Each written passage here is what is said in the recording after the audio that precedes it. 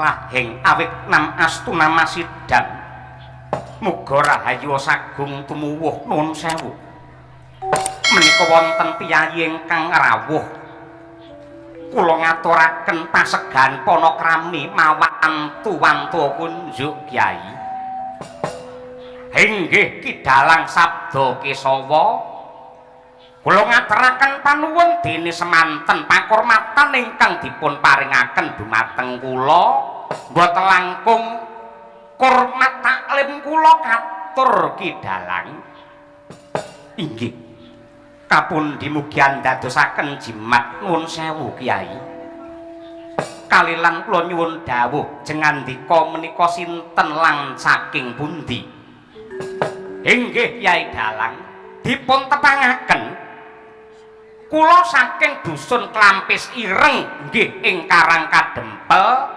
dene kathah ingkang mastani nami kula pun Semar Badranaya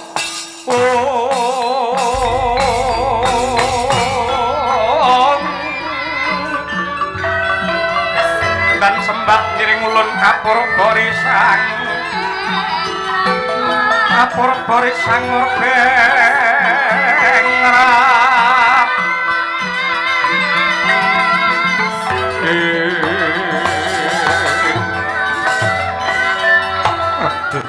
Kyai Semar babar pisan kula mboten nduga mana bilih paduka sang jiwa minulya pangejawantaing Jawata ingkang kepareng tedhak wonten ing Giri Wulung mriki kula nyuwun pangapunten dene singlar ing tata krami mboten saged caos pakurmatan ingkang sae dumateng jengandika Ki Bradranaya Kyai Dalang sampun sanget-sanget anggen dika nyundul puyuh ngurmati dumateng kula. Monggo kula aturi lenggah ingkang prayogi, kula kalih sampeyan niku padha-padha titahing pangeran sing bedake mung amalipun Ki Dalang.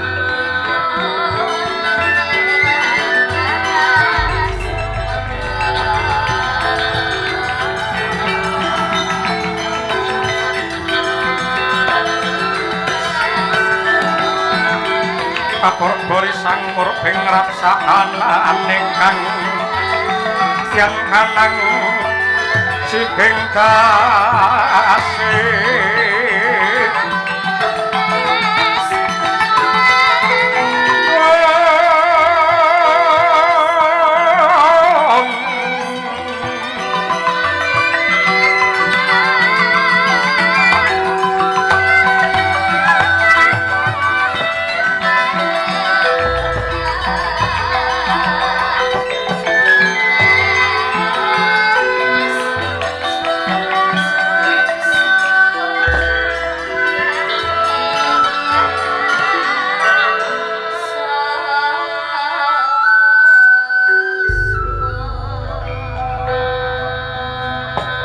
Arum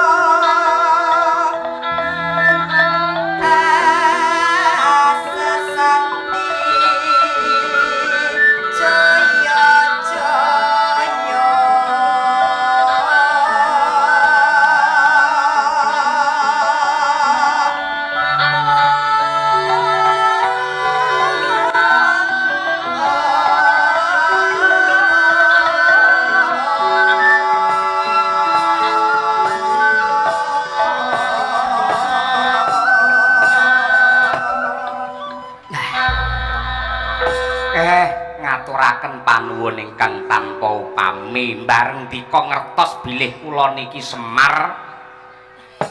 Nggih ngeten iki sing kula karepke, mboten kudu disugata dhaharan maneka warna, mboten kedah dipun paringi unjukan ingkang sarwi mirasa, ning kula mangkurmati mawi gelaring budaya sinden sesendonan ingkang endah kados mekaten, marem kula pun kliwat ukur. Niki wau swantenipun sinten Ki Dalang? Menika ledek kula. Ledek nggih. Lah lek nggen kula niku ledek niku nggih kethek niku enten. Ledek menika saking tembung taledek abdi dalem kraton Rumuhun ingkang wasis nyebawa utawi nembang sarta prigel anggenipun olah ambeksa. Mang perintah supados suluk niki wau. Nggih. Kok dadak diperintah? Yen mboten kula perintah suluk niki sewengi mung pota-foto mawon. Anggere nglukis alis niku pener foto sewengi mboten enten mandhege. Dados sinden dika niki yen mboten tanggapan nggih mapan wonten ing sanggar mriki. Inggih. Lah damelanipun napa nggih ngepel setlika umbah-umbah. Olah-olah. Nggih. Nggih, sok mang olahi. Mboten wani kula ngoten iki mboten wani. Syukur. Mboten Kiai Semar, nuwun sewu. Lajeng wonten wigatos menapa dene jengandika ngantos keraya-raya rawuh wonten ing Giri Wulung mriki. Anu Ki Dalang, asma jengandika menika kanthi apeparat Ki Dalang Sabda Kesawa menika sampun ngambar arum kondang ngumandang saindenging jagat. Dados asma jengandika menika sampun kawentar. Mila bab menika ingkang anyurung lampahipun Semar kepengin srawung lan tepang kalian jengandika Sang Dalang. Aduh Kyai, lajeng menapa ingkang saged kula aturaken? Kula menika namung titah sawantah ingkang cupet ing kawruh cingkrang ing pamawas. Ampun ngoten. Racake wong niku yen pinter, wong niku yen wegik, wong niku yen ampuh, mesti kaya pasemone paringika saya isi mesti malah saya ndingkluk. Kula ngerti. Lah, nyuwun pangapunten. Dinten samangke kula sowan wonten ing pertapan Giri Wulung menika namung badhe bawa rasa. Kula namung badhe bawa raos lan nyuwun katrangan sing kanthi gamblang sejatosipun dalang menika menapa? Pirsapating sun dumiling hang ulati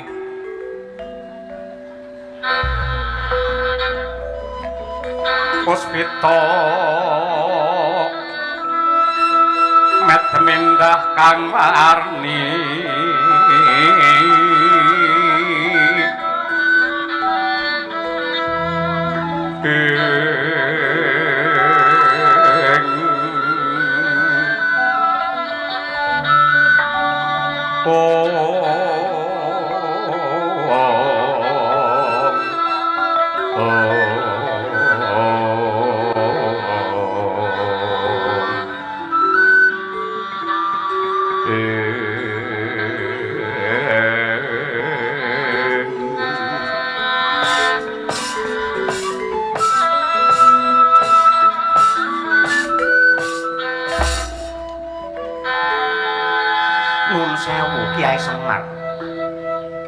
tanpa kula matur mestinipun jengandika sampun pono lan pirsa ning gandeng dika andangu mila kula tak nderek matur sak ngertos kula dalang menika tiyang ingkang pedamelanipun nyolahaken wayang rinengga endahing catur suluk lan lampahing gending ingkang angrengga endhahe lakon utawi crita.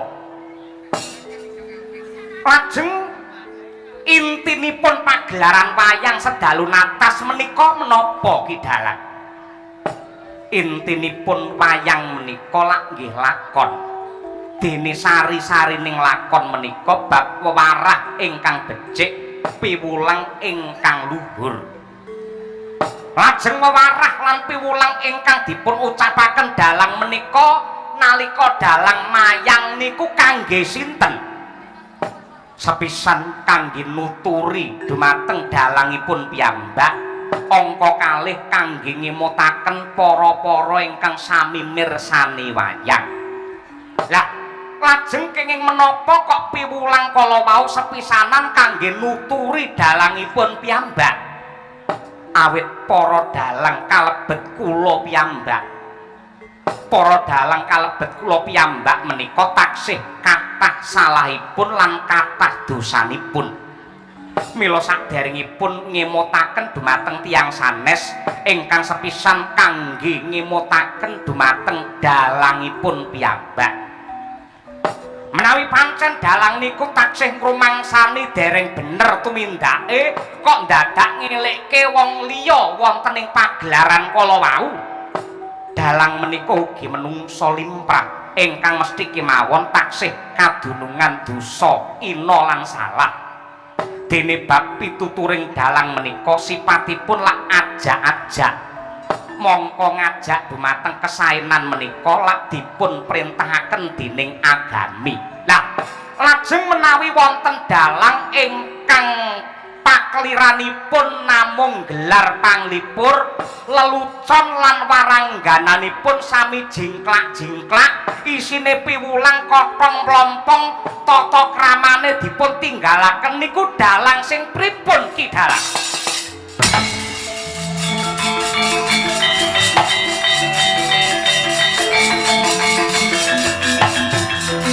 Kunting langit klap-klap katon larane angin awet.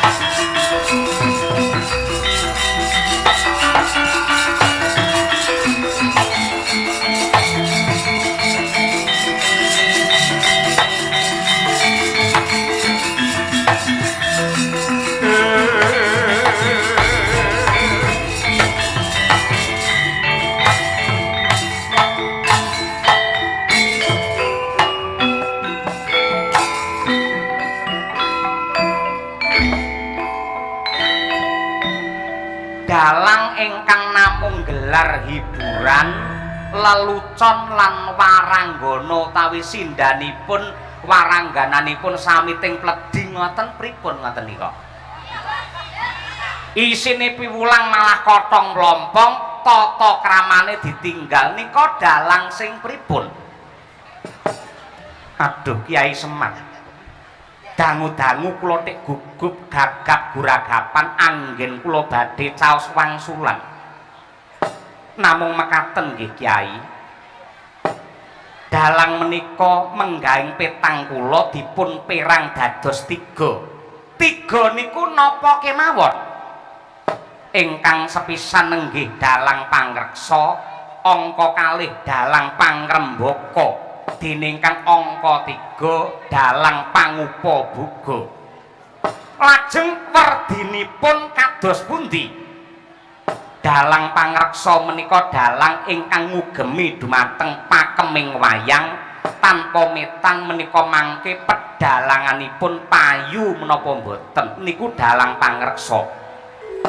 Angka kalih dalang pangrembaka tegesipun dalang ingkang ngembangaken wayang jumbuh kalian jaman kangge asung panglipur mawi pinimbuhan lelucon lan lelagon ingkang dipun garap nanging bab piwucal luhur tetep dados intine wayang.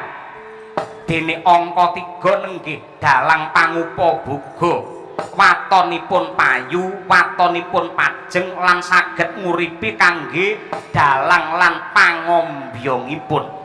Lah menapa dalang pangupa buga menika mung pengin golek payu lan dalang pangupa buga niku dianggep kleru. Mboten wonten ingkang nyalahaken. Mboten wonten ingkang nyalahaken. Karana mboten wonten wates ingkang gumathok tumrap pranatan lan tata kramaning dalang. Dados gumantung raosipun piyambak-piyambak mongko rasa menika benten-benten. Dados cakriking dalang ingkang maneka warni menika prasasak kados kembang setaman borong anggenipun methik, borong anggenipun milih lan ingkang dipun tanggap ingkang pundi menika purba wasisanipun para kawula ingkang sami nanggap wayang. Lah lajeng adeking Ki Dalang Sabda Kesawa menika dados dalang menapa? Sampeyan klebu dalang pangreksa, pangrembaka napa dalang pangupaboga?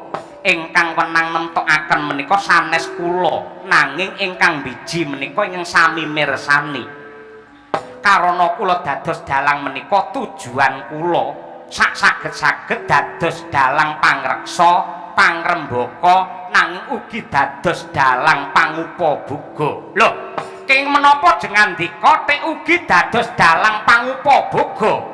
Kula dados dalang menika anggadhahi tanggel jawab ngopeni keluarga lan kanca rowang kula ingkang cacahipun sak bergodo. Lah lajeng upaminipun kula nanggap jenengan kira-kira biayanipun pinten?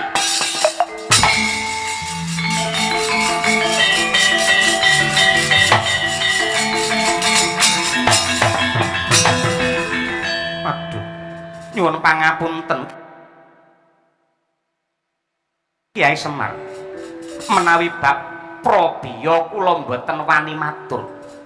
Kula nderek kemawon dumateng Kyai Semar wakton wekdalipun lunggar kula mesti bidat. Lho, ngapunten. Jenengan niku dalang lengendika nuwun sewu ampun mencla-mencli. Jare jenengan dados dalang ugi pados pangupaboga tegese golek pangan. Bareng kula takon bab Prabiya tek jenengan malah muntir niku pripun? Nyuwun pangapunten. Nadyan kula ugi pados sandang tedha nanging kula mboten nate matur bab jumlah Prabiyanipun pinten. Kula namung manut kalian ingkang nanggap awit kula anggadhahi paugeran kula nyambut damel menika kula niati ngibadah ewa semanten rejeki menika jatah sekedhik kathah badhe dados rana bebungah lan badar barokah.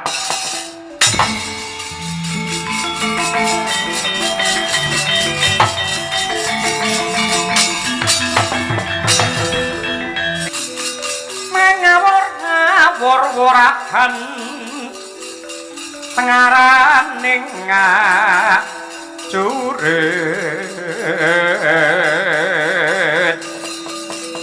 kong maguru bangsa teteka yobu tulo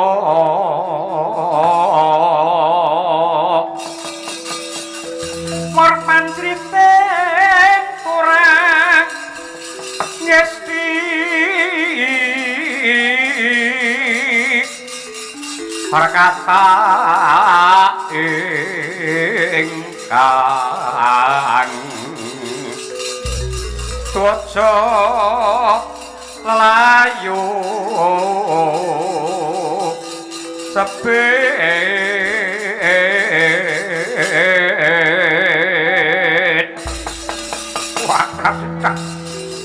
lagi wae aku ngambah wewengkon kasatriyan Madukarana wong bungkik kakek kunting tangting brengo sak kepel sisih aja nganti mati tanpa aran mara gage ngaku kowe sapa kambuh marang aku satriya lesan pura Raden Setyaki dasar para nyata kowe sapa lan barisan saka ngendi muri saka negara Simbar Manyura kesete sembanku Prabu Surabrama Diraja Temenggung kumandang garba kang dadi aranku kowe nyimpang ngiwa utawa nengen dalan iki bakal kanggo bacut bablas golek menungsa sing jenenge Antasena. Kon maju mrene tak bondo tangane srimpung sikile tugel janggane. Blangap-blangap patung ucap. Antasena lagi dadi temanten anyar parandene kok goro godho. Apa abamu? Yen ra minggat kowe sing dadi batang. Ora sah kakean sumbar. Aja nyumbari Antasena. Menang karo Setyaki tak sembah sak anak putumu. Piye? Rada montat lir kinetap. Kaya nepe Jojo bang mawingo wangis sikap parat murang tata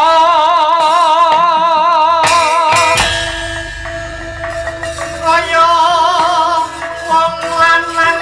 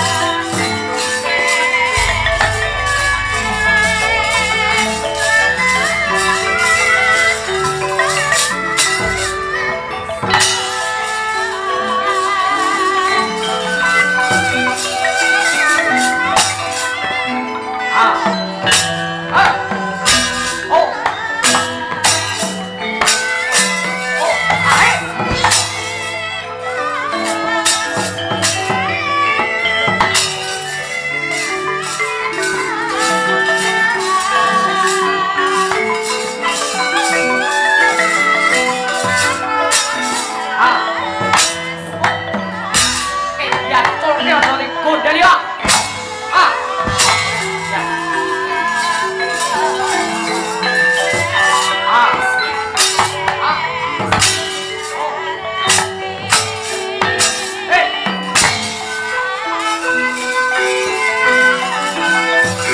Ah.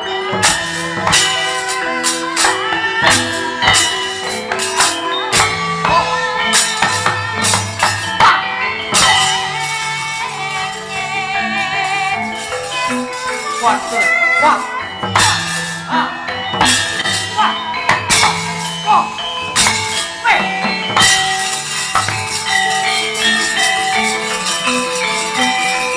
waduh,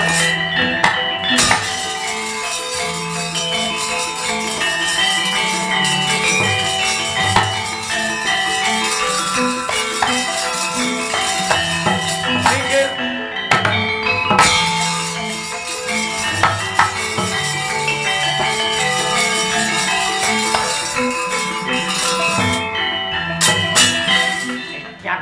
Putih garak. Yo. Sopo? Takon karo aku jeneng Waruman. Kowe sopo? Wah. Takon karo aku jenengku Sulomo.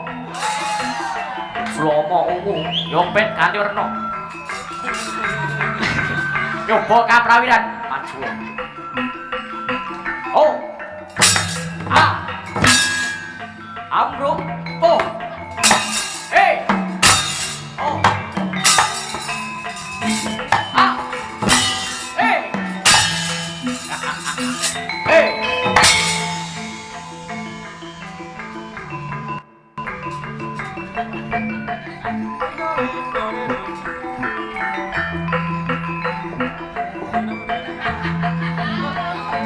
Oh.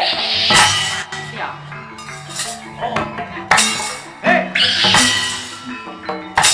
No. Ah. Hey.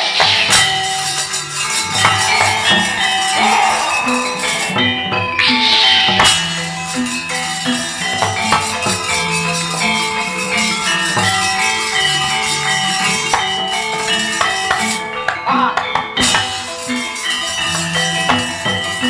Ah. Hey. Oh. Ah. Oh. Hey.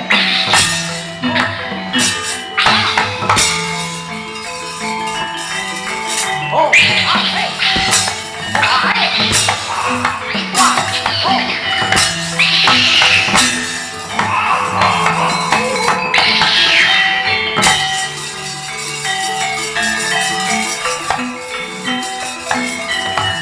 Minggir.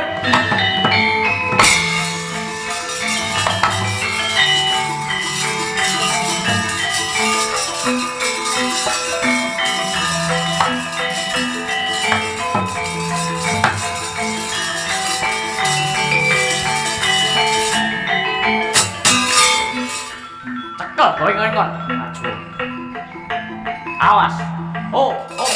Ah, ah, eh. Go. Wih, biar. Yo.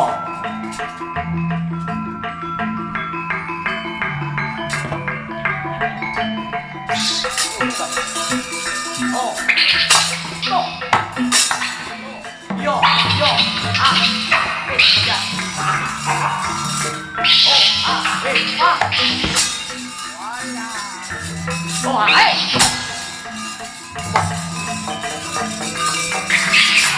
Ah. Oh, ah.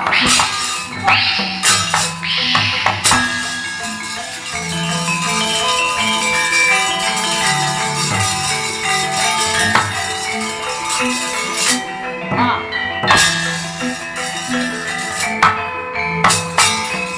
Oh, ah. Yo, lo, ah, Ah. Yes. Pola otak kedangi maksud. Oh, ah. Oh, ah. Ah. Waduh. Ah, cadak pedang. Oh.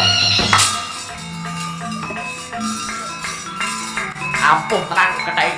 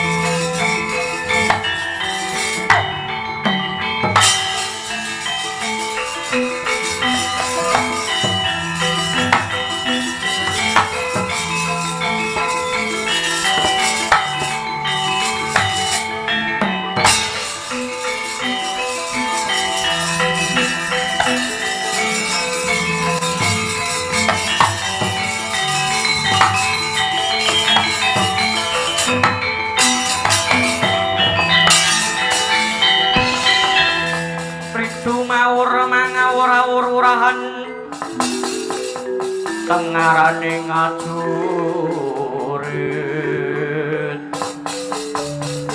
kong maguru kongso oh tetek kaya butula ora panjriting turanggesde prakata ingkang dojo lelayu sobet oh woe latalah iki ana satya dadane murup sak tebah moro gaging aku aja mati tanpa aran kowe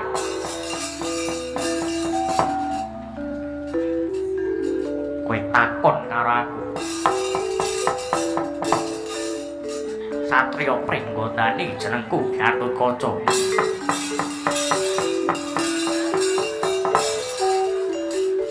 Kowe sapa? Kowe takon karo aku. Ayo, lekno mripatmu jereng gobokmu.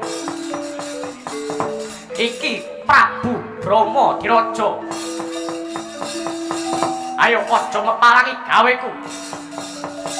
Endire jere Antasena madrak kokoh gedhe. Ora perlu golek sing ora ana. Ayo Gatotkaca iki wayahe ana Edyan. Sugih kendel Bondowani. Tabrak kedung bathik.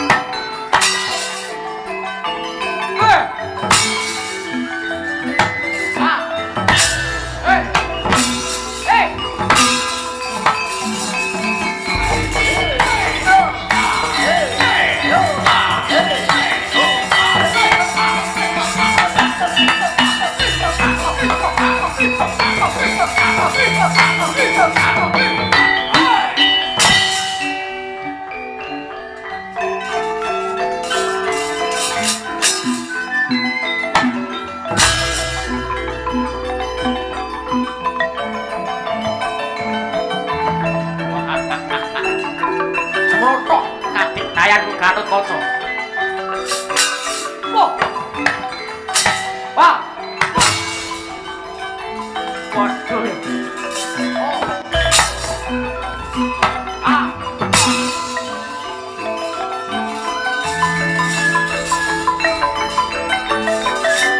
Oh. Ah. Ah. Oh, yo. Hey.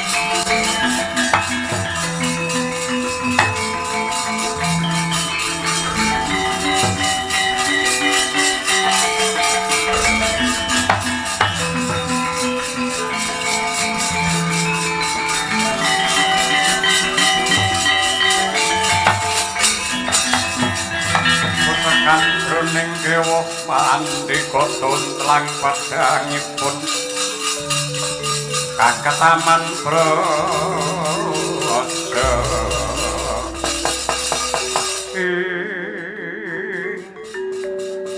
sing perang ki mau sapa anakku sing mbarep kelas 2 SMP jenenge sapa gelar Pamayang mumpung libur mumpung prai men ngewangi nyambut gawe bapake tinimbang ning sekolah mung pacaran wae. Masa wis mendino iki cukar-cukur ngilang-ilu. Saya bapake. Wong bapake iki ulang tahun entuk hadiah kok ngene sinden-sinden wujude jam tangan parandene ya dipek nggih pamer ning sekolahan. Wingi njaluk dhuwit 200 ngene mboke. Apa? Jare nggih njajakne kanca kancane mergo entuk PJ. Apa iki PJ? Pajak jadian jare. Aku gerang kaya ngene ora ngerti PJ iki apa to, Le? Pajak jadian. Ya. Saya gede, saya ganteng sabetane ya apik. Tujune le sabetan ora nerokne bapake. Mergo bapake isane mung nyabetne mboke. Sing ditonton ki Pak Dene Karangasem karo Ume Mundaan. Mula dadine ya apik kaya ngono. Wis terus-terusno le sing becik. Ora seneng nonton bapake, ora seneng mergo bapake omong ae. Kala mangsa kudu ditampilke. Mergo yen kanca-kanca pengrawit mung nabuhi bapake kepenaken. Sambil turu dadi. Lah ngene iki lak metu kringete. Ha iya. Ning sulinge ora muni. Muni wae manten anyar tek ra muni. Ning ya kuwi unine. Ya muga-muga dadi generasi penerus sing hebat disuwunke pangestu karo para lenggah laladan Nganjuk. Bose wis mati. Mundur, Kang. Ayo.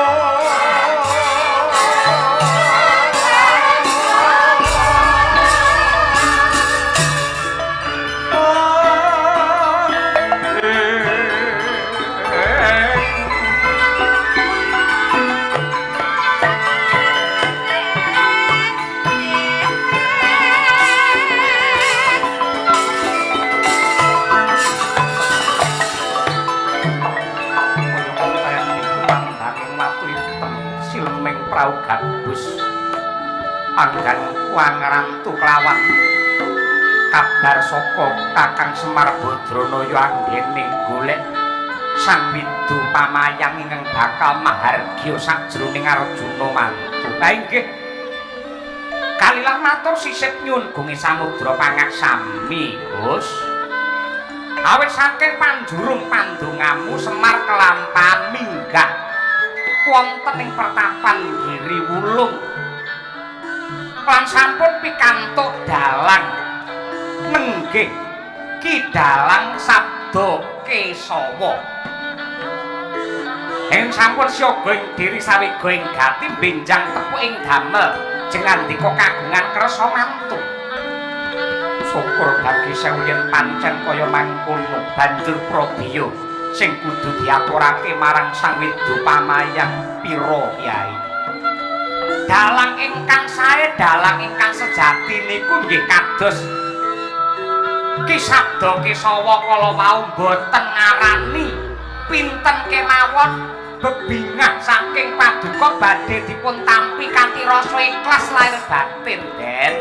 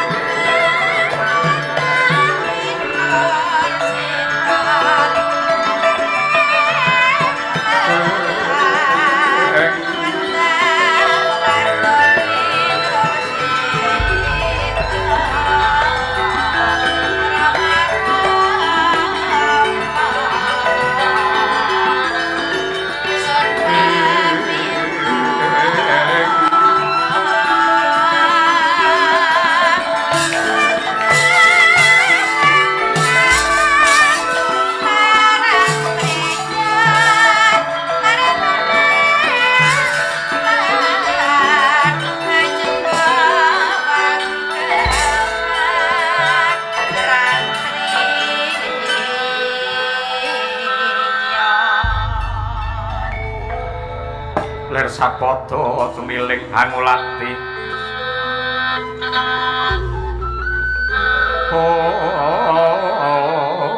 Hospito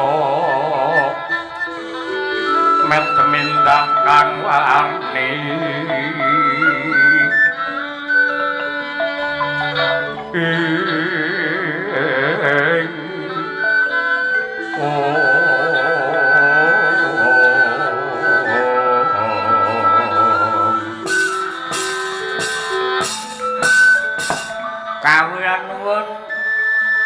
amit pasang Kalimantabe tinebening tulak manu dumawaing tawang tuwang Raden Arjuna kula ingkang cumantaka seba wonten Madukara tanpa piniji mboten langkung sembah pangabekti kula kunjuk Raden Yoyo ndak tampa ora liwat diprayogakake anggone pinarak matur nuwun pangraos mboten kirang sekeca anggen kula seba ora kok banjur kami tambuh nanging dasare durung weruh ana piyai sepuh rawuh ning Madukara panjenenganmu kuwi sapa ndika pangling kalian kula ndika supe kalian kula riyen nalika taksih muda tumaruna jengandika lan para kadang ndika Pandhawa miwah ingkang ibu Dewi Kunti Talibrata nate kampir wonten ing dusun kula malah ngrambungi perkawis ingkang mapan wonten ing Eka Cakra awit kamurkanipun Prabu Baka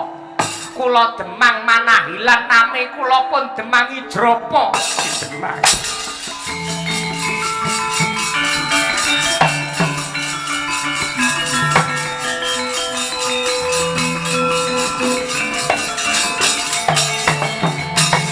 Rakyat risang kapirang Rinangkul kinempit keempit Dosang reknaning bawana Ya si tukang walang ati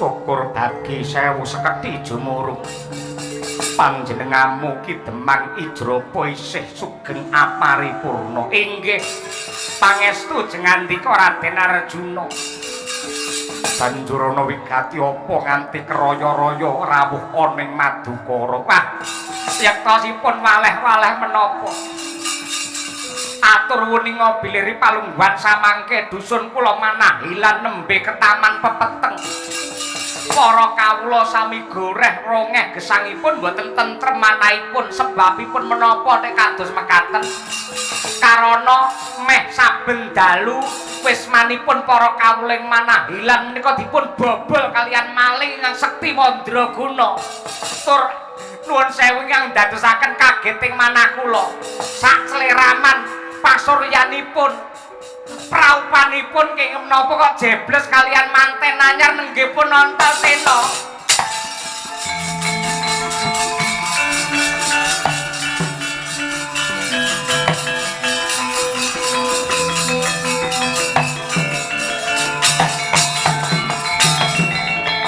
Kyai Semar kula iki kepiye Kyai? Ewuh kaya ing pambudi anggenku bakal ngrampungake perkara. Sajroning Janaka bakal duwe gawe mantu parandini. Manahilan lagi ketaman retu. Ngeten mawon. Menawi ndika ndahar atur kula wayanganipun dipindah teng desa Manahilan mawon ampun mriki.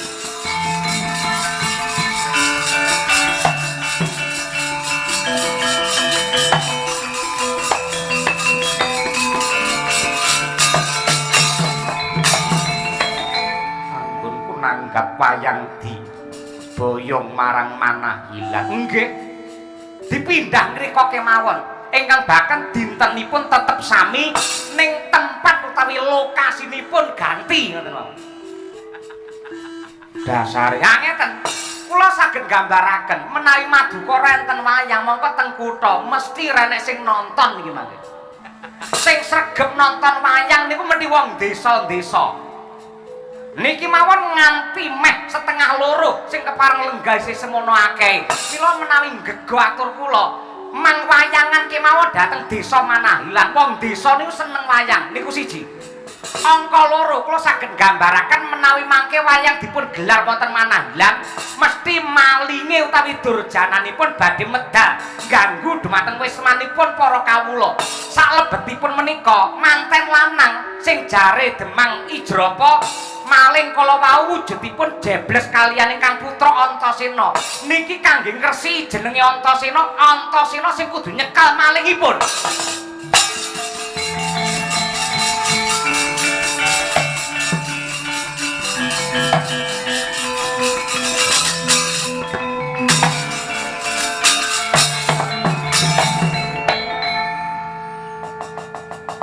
Antasena setengah loro ndodoki manten lho. Antasena bukaan dilu ae. Antasena. Kakang Antasena. Apa? Kok kaya ana sing ndodok kori. Ya yen ngono bukaan, buka-buka piye aku ora gawe apa-apa kon buka. Ya tak jupuk tak bukain. Ku sik lereno dhisik kowe kalungan BH-ku aja ngono kuwi. Aja nuwun. Loh, Kanjeng Rama Arjuna. Iya. Lagi anu ye. Mboten namung layah-layah enten apa? Tak jaluk dina iki kowe ning pendopo dhisik.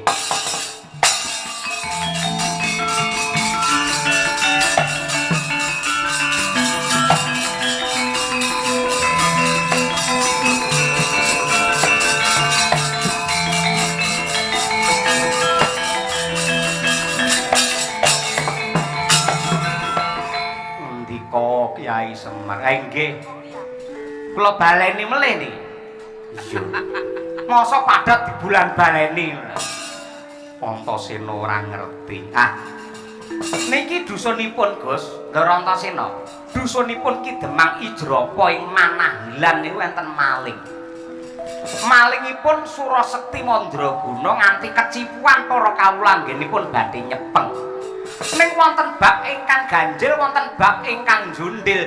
Jare malinge kala wau wujudipun jebles kaliyan Antasena.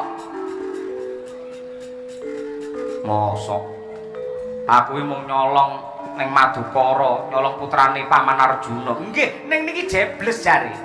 Mila nggih ngresiki asma jenengan sajroning wayangan sampeyan kudu njajah desa goleki maling kala wau.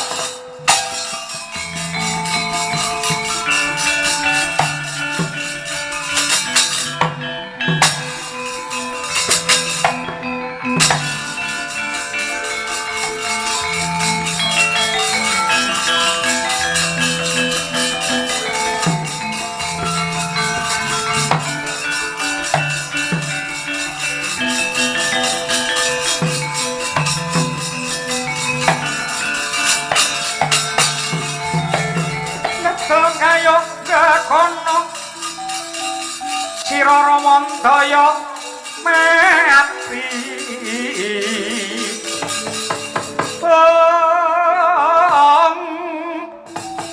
ana yaksa gung cangkrama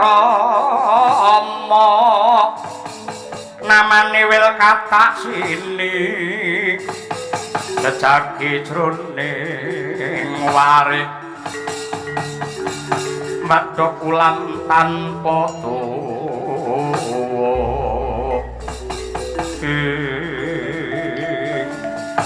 ndak waspadake Kakang Anoman ingkang prapta inggih Raden Arjuna kula ingkang sowan bekti kula katur Raden iya ndak tampa Kyai Semar sungkem kula katur iya Anoman ndak tampa gawe bombong ing rasa menapa Kakang Senggono aduh yektosipun waleh-waleh menapa abot anggen kula badhe matur dhumateng Jengandika Raden Dananjaya lan sinten malih ingkang kula sambat sebuti kejawi namung Jengandika Raden Margono kaliyan Kyai Semar Badranaya atur uninga bilih ripalungguhan samangke babar pisan kula boten duga mono sampun pinten-pinten sasi menika sinuwun Prabu Sri Bathara Kresna nandhang gerah nandhang raga madal saliring usada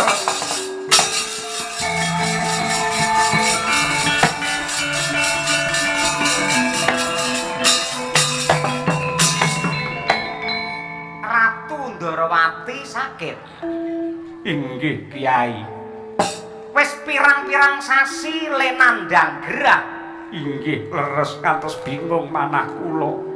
Wis digolekke tamba sampun ning madal saliring usada Kyai.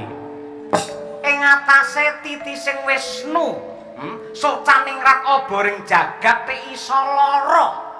Inggih kula mboten mangertos. Raden Arjuna kepiye Kyai Semar niki sampeyan ewuh gedhen tenan sampeyan repot tenan merga ora mung ngurusi karo putramu manten loro ning ngurusi wong Mananggelang kalian ngurusi gerahipun Ratu Ndarawati ngene wae Mas besok dina tinentu Raden Arjuna kagungan kersa mantu ing dina Minggu Kliwon Ratu Ndarawati boyongen marang Mananggelang mengko rampunge wayangan coba men diusadani karo Ki Sabda Kesawa akan dawuh